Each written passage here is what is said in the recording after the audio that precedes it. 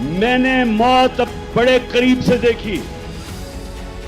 جب میری ٹانگ پہ گولیاں لگی اور میں گر رہا تھا تو جیسے ہی گر رہا تھا میرے ادھر سے گولیاں نکلی اوپر, سر کے اوپر سے. اگر گرتا نہ تو وہ لگ جاتی.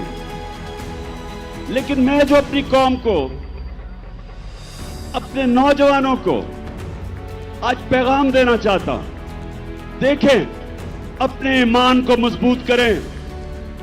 جب تک اللہ کی مرضی نہیں ہوگی تم اس زمین سے نہیں جاؤ گے, اور جب اس کا فیصلہ ہو گیا تو جتنا مرضی احتیاط کرو, ڈرو, چھپو, بھاگو, موت سے نہیں بچ سکتا انسان. تو جب میں گرا اسی وقت مجھے پتا تھا کہ اللہ نے مجھے بچایا. اس وقت مجھے پتا تھا کہ اللہ کا یہ فیصلہ تھا کہ میں نے نہیں ابھی جانا.